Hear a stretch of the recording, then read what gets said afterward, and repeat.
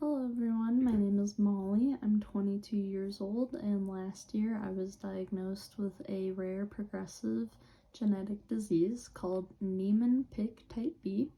It's also known as acid sphingomyelinase deficiency, and today I decided I would share my journey with you guys.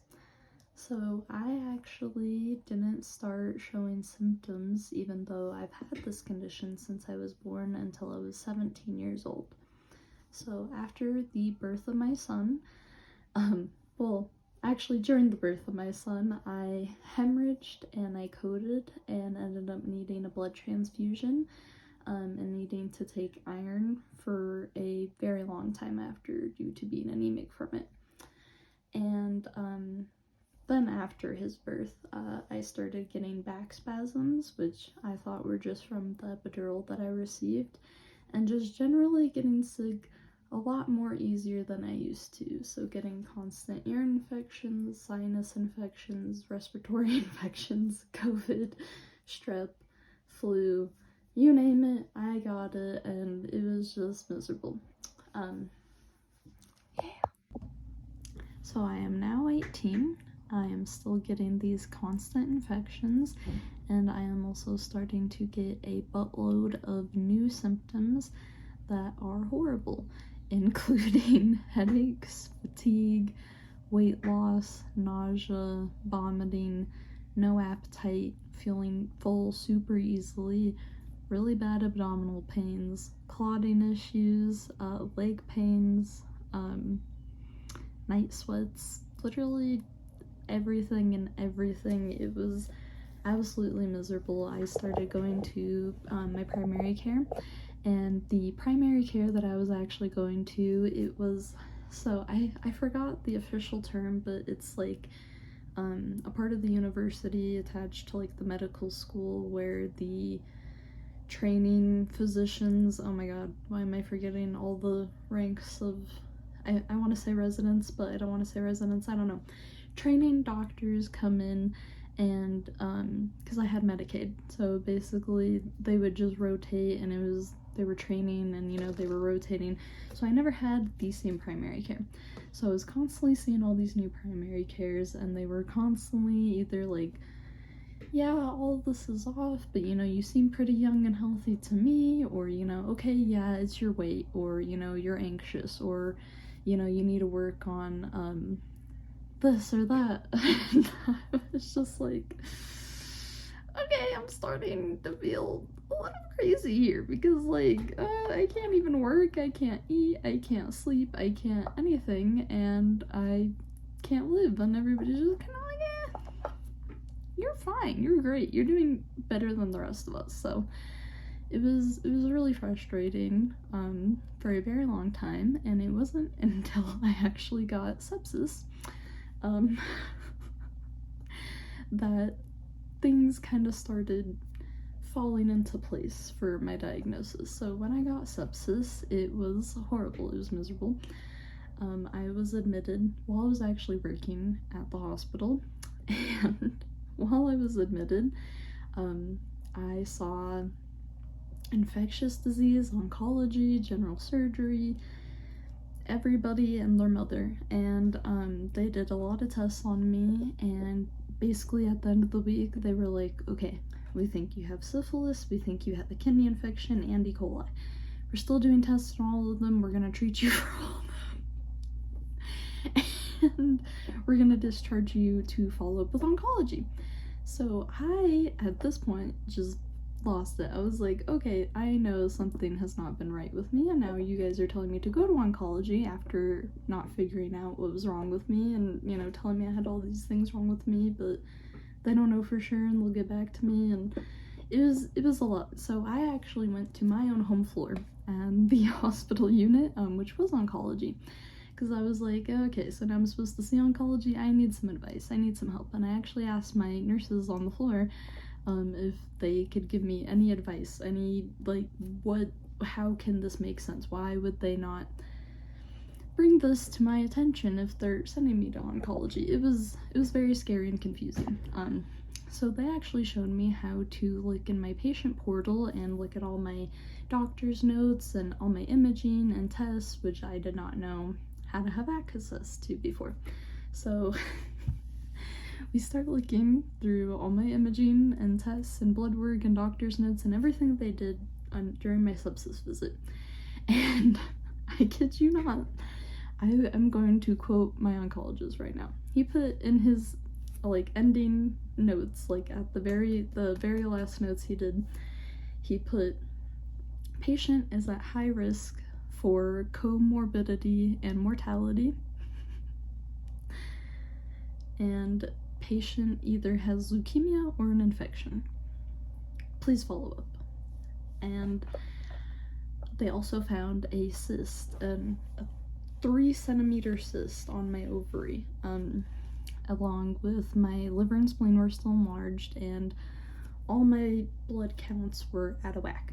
And so I took that information to start doing more, research on my own symptoms and how to manage them and what's important and what's not, and how to speak up for myself, and, just anything, because I was very lost and confused, and I didn't know what was going on, but I wanted to be prepared for it because I knew something wasn't right.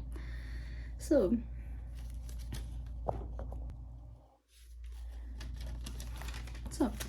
seeing oncology now. He's telling me he thinks it's a possible spleen lymphoma or bone marrow cancer or leukemia, but I'm also too young to have that, and he just wants to wait and monitor my blood work for a while, because he wanted to do a bone marrow biopsy, but again, I'm too young and healthy in his mind at that point in time to get a bone marrow biopsy done.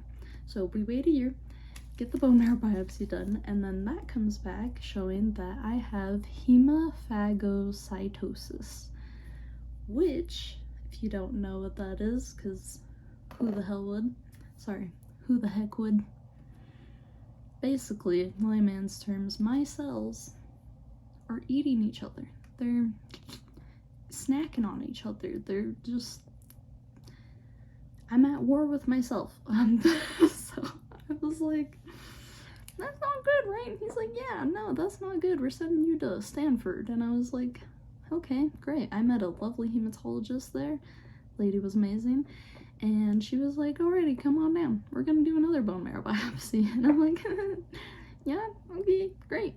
So I go down there, and they do another bone marrow biopsy, and that goes as great as it can be. And I ended up getting admitted. And during that admission, actually, I got diagnosed. So during the week, again, it was pretty much like when I had sepsis, saw every single hematologist, pediatric oncologist, everybody in that team. And that entire week, they were jump scaring me. They were telling me, okay, we gotta get you ready for a pick, you're gonna start chemo, you have leukemia, we need to start putting you on precautions. They made me wear this fucking biohazmat suit, and I had to get extra special cleaning done, and everybody's praying over me, and I'm too young for this. So I went from, yeah, you're too young, you don't have it, to, oh my god, you're too young for this, you're gonna die. It was traumatizing, to say the least, because during also all these hospital visits, I had multiple complications with medications, IVs, getting blood work done, just everything. I was the cooperative, difficult patient, I'm try to be independent, try to, take care of myself, won't really bother you, but my veins will, my body will. It's not happy. So at the end of that week, they actually had a pediatric, believe I don't want to say geneticist, I want to say maybe oncologist. I know he specializes in Niemann-Pick type C, but basically he came in and he was like, let's start doing a genetic panel, because actually it's not cancer. They did some sort of staining on my bone marrow to finally rule out that I had cancer. So that was amazing, but at the same time, he was still like, okay, so we're gonna do a genetic panel, and it could either come back one of these, you know, rare genetic diseases, or it could even be something that we haven't even found yet. So be prepared for that as well. But, you know, also don't, you know, get too scared, but, you know, that is a possibility. So kind of just prepare me. He's like, we're gonna do all this blood work, we're gonna discharge you, and then we're gonna follow up with you and let you know what it says. They did it. I went home, terrified, and a couple of weeks later, they ended up getting my results back from like Mayo Clinic and Invite and all the special laboratory places, and they said I had 2 genetic mutations. One was both of them are the SMPD1 mutation, which is the mutation that causes this disease. Sorry.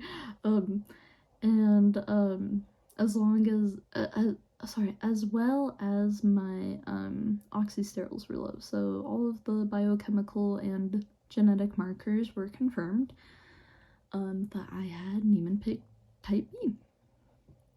So they let me know that he was an expert in Niemann-Pick type C, which is a completely separate disorder, and he would not be able to help me, so I would need to find a specialist, and there's only one current available treatment, so I'd have to find a specialist and get put on that and symptom management and just try and, you know, live, man. So that's what I tried to do.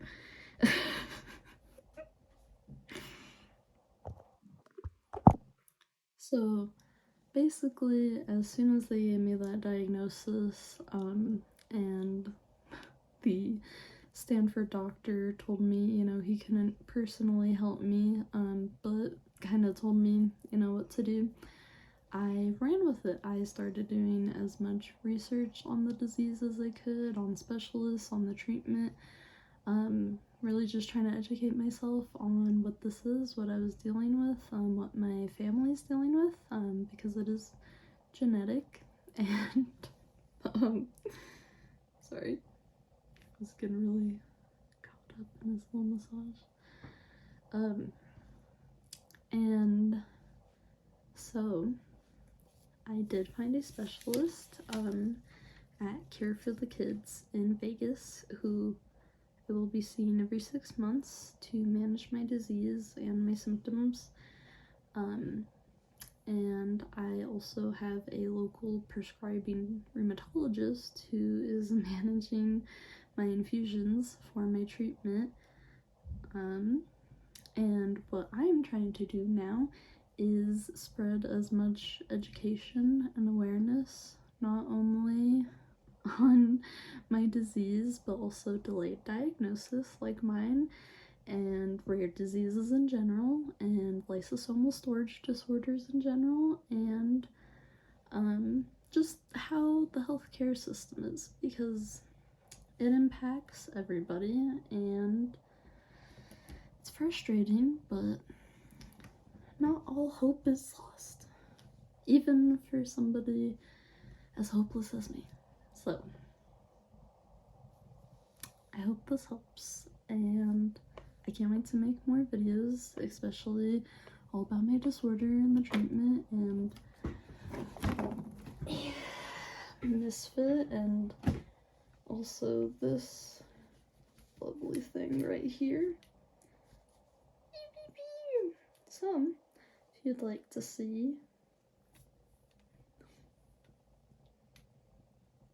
baby. Okay, no.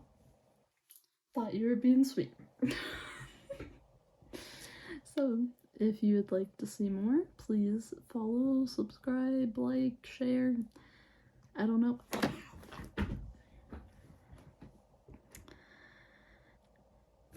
See you next time.